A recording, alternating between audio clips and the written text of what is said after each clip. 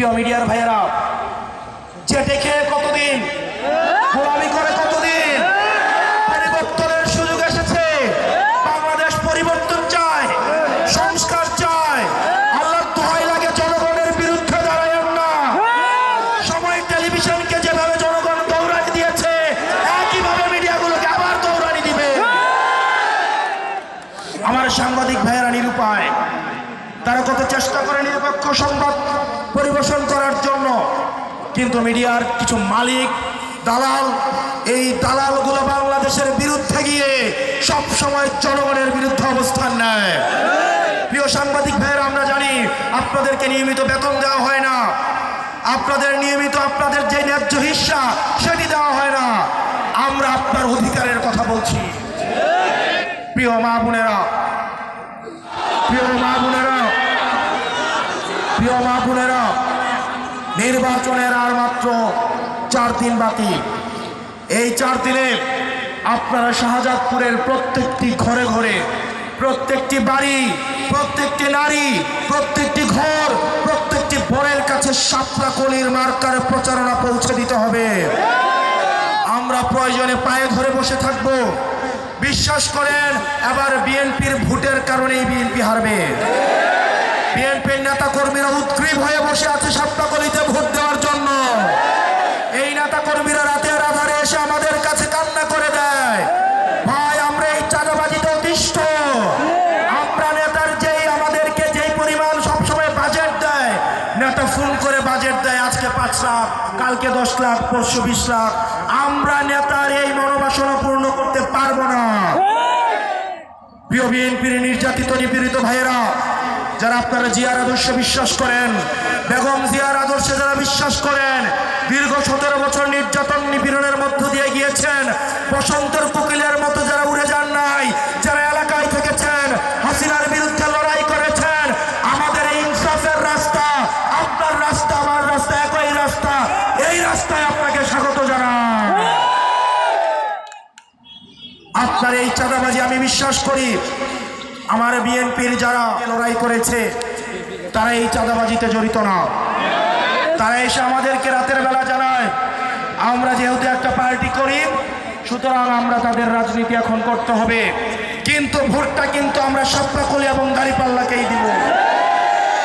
সুতরাং আপনারা যারা আছেন, আপনাদের যতজন ভোটার, প্রত্যেকটা ভোটারের কাছে আপনারা শাপলাকলি দাঁড়িপাল্লার দাওয়াত পৌঁছে দিতে হবে। মনে রাখতে হবে, প্রার্থীর কাছে কোনো ভোট নাই, ভোটের জন্য যেতে হবে ভোটারের কাছে, জনতার কাছে। প্রত্যেকজন এখানে সাইফ মুস্তাফিজ হয়ে উঠতে হবে। এইখানে যতটা গ্রাম আছে, যতটা পাড়া আছে, যতটা মহল্লা আছে, প্রত্যেকটা গ্রামে প্রত্যেকটা ব্যক্তি সাইফ মুস্তাফিজ হয়ে উঠতে হবে। একটা দল আপনাদের হিজাব, বোরকা, ছায়া টেনে খুলে ফেলতে চায়। আজকে যারা আমার মা বোনদের বোরকা খুলে ফেলতে চায়, তারা ক্ষমতায় আসতে সারা বাংলাদেশকে বিভস্ত করে ফেলবে। আমাদের জীবনের থেকে আমার মা বোনের ইজ্জত আমাদের কাছে মূল্যবান। আমার মা বোনদের কাছে করজোর করে অনুরোধ করছি, আগামী বাংলাদেশটা আপনার সন্তানের ভবিষ্যৎ নির্ধারণের বাংলাদেশ। আজকে যদি আপনারা ভয় পেয়ে থেমে যান, আগামী বাংলাদেশে আপনার সন্তানের চাকরির জন্য আবার লেজুর বৃত্তি শুরু হবে, আবার ঘুষের রাজত্ব শুরু হবে, আবার চাঁদাবাজি শুরু হবে। আপনারা যদি ঘুরে দাঁড়ান, এই ভয়কে জয় করতে পারেন, আপনাদের রাজনৈতিক ম্যান্ডেট নিয়ে প্রচারণার জন্য আপনারা প্রত্যেকটা ঘরে ঘরে যাবেন, প্রত্যেকটা বাড়ি বাড়ি যাবেন, প্রত্যেকটা নারীর কাছে, প্রত্যেকটা হাড়ির কাছে আমাদের শাপলাকলি এবং 11 দিন ঐক্যবদ্ধ জোটের প্রচারণা আপনারা চালিয়ে দিবেন। যদি কেউ বাধা দিতে আসে, আমরা ভাইয়েরা আপনাদের জন্য বুক পেতে দিব, আমরা জীবন দিয়ে দিব, কিন্তু মা বোনের ইজ্জত আমরা কখনোই হানি হতে দিব না। মা বাবা থেকে দূরে গিয়ে, সন্তান থেকে দূরে গিয়ে, স্ত্রী থেকে দূরে গিয়ে, তাদের পরিবার থেকে দূরে গিয়ে, তাদের আরামায়েশ জীবন বাদ দিয়ে একটা বাংলাদেশ পন্থার তাদের কঠিন একটা পরিশ্রমের রাজপথের জীবন তারা বেছে নিক, অন্ধকারের জীবন তারা বেছে নিক। প্রিয় তরুণ প্রজন্ম, আমরা চাই না এই স্লোগান আপনারা তো আর দেন যে দিয়েছিল রক্ত আরো দিব রক্ত, আর এই স্লোগান যেন বাংলাদেশে দিতে না হয় আমরা সেই ব্যবস্থা করতে চাই। তরুণরা রক্ত দিতে দিতে ক্লান্ত, 47, 52, 71 থেকে শুরু করে 24 আমরা রক্ত দিতে দিতে ক্লান্ত। এই তরুণদের রক্তের জন্য আমাদের গুরু নেতৃত্বরা সবসময় মুখিয়ে থাকে। আমরা তরুণরা রক্ত নয়, বরং আমাদের শ্রম এবং মেধা দিয়ে আমরা বাংলাদেশটাকে গড়ে তুলব। প্রিয় তরুণ প্রজন্ম আপনাদেরকে বিভ্রান্ত করার জন্য প্রস্তুত হয়ে রয়েছে, আপনারা বিভ্রান্ত হবেন না। আমরা ঐক্যবদ্ধ ভাবে, আপনি হয়তো এনসিপি করেন না, জামাত করেন না, বিএনপি করেন না, আপনার এনসিপি হওয়া লাগবে না, বিএনপি হওয়া লাগবে না, জামাত হওয়া লাগবে না। আপনি যদি বাংলাদেশকে ভালোবাসেন, বাংলাদেশের সার্বভৌমত্বকে বিশ্বাস করেন, চলেন আমরা একসাথে ঐক্যবদ্ধ বাংলাদেশের নেতৃত্বে বাংলাদেশটাকে গঠন করি। পাওয়া পর্যন্ত আমরা এই রাজপথ ছাড়ব না। যারা ভোট কেন্দ্র দখলের প্রস্তুতি নিচ্ছেন, আপনাদেরকে বলতে চাই, এবার যদি তরুণ প্রজন্মের বিরুদ্ধে গিয়ে আপনারা ভোট কেন্দ্র দখল করার কোনো চেষ্টা করেন, আপনারা বাড়ি ফিরে যেতে পারবেন না। আপনারা মা বাবার দোয়া নিয়ে, সন্তান স্ত্রী থেকে দোয়া নিয়ে ভোট কেন্দ্র আসবেন, এটা হবে আপনাদের আখেরি দিন। আমাদের শেষ রক্তবিন্দু দিয়ে হলেও আমরা এই ভোটাধিকার নিশ্চিত করব। আমার বিরুদ্ধে যদি কেউ ভোট দিতে চায়, সে যেন নিরাপদে ভোট দিতে পারে, আমি সেটার নিশ্চয়তা দিব। প্রিয় শাহজাদপুরবাসী, আপনারা নিশ্চয়ই চাইবেন না এই জুলাই ব্যর্থ হোক। এই জুলাইয়ে যারা রাস্তায় নেমে এসেছিল তাদেরকে ব্যর্থ প্রমাণ করুন। একটা পক্ষ এই তরুণ প্রজন্মদেরকে ব্যর্থ করার জন্য উঠে পড়ে লেগেছে।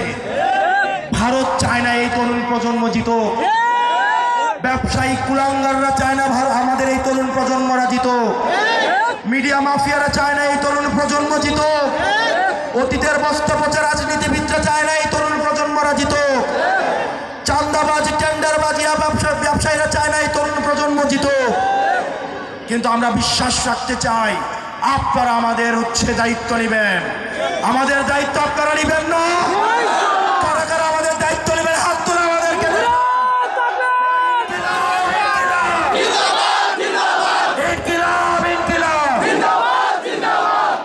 আমাদের এই স্যার, উনি যে স্যাক্রিফাইস করেছেন, আগামী 12 তারিখ যদি আমরা প্রত্যাশিত ফলাফল অর্জনে ব্যর্থ হই, এটা হবে ওনার জন্য সম্মান।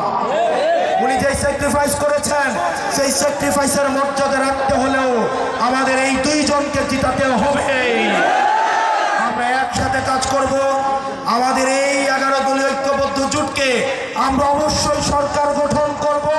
পরবর্তী বাংলাদেশটা আমরা জুলাইয়ে যারা রক্ত দিয়েছে, দীর্ঘ ঔপনিবেশিকবাদ সময় থেকে এখনো পর্যন্ত যারা লড়াই করে যাচ্ছে, তাদের মুক্তির জন্য আমাদের বিজয় ছাড়া কোনো বিকল্প না। ওই শাহজাদপুরে কোনো মার্কা আছে?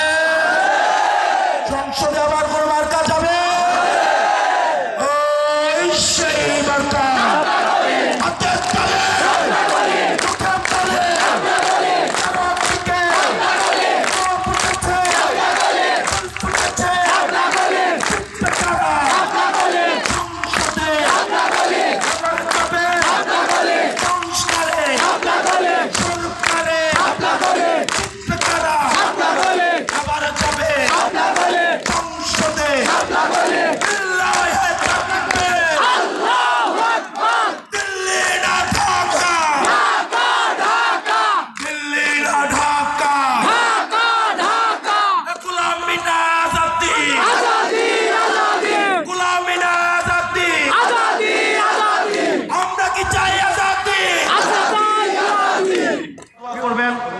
আল্লাহ যেন ইনসাফের পথে যদি আমার হাদি ভাইয়ের মতো শাহাদাত লেখে থাকে, আমরা যেন হাসি মুখে এই শাহাদাত বরণ করতে পারি। আমরা মৃত্যুর পরোয়ানা নিয়ে এই মাঠে নেমেছি, আপনাদের অধিকার আদায় না হওয়া পর্যন্ত। মৃত্যু যদি আপোষ থেকে 2টা অপশন থেকে আমরা সব সময় মৃত্যুকেই বেছে নেব। হাদি ভাইকে আল্লাহ কবুল করে নিক। হাদি ভাইয়ের উত্তরসূরি হিসেবে আমরা তার লড়াই চালিয়ে যাব। আমরা হাদি ভাইয়ের বিচার নিশ্চিত করব। আপনারা সবাই ভালো থাকবেন, সুস্থ থাকবেন। এই শাপলা কলিকে আপনারা আপনারা অবশ্যই এই শাপলাকলিকে জিতিয়ে 12 তারিখ আপনারা সংসদে পাঠাবেন। আমার সাইফ মুস্তাফিজ ভাইকে সংসদে পাঠাবেন।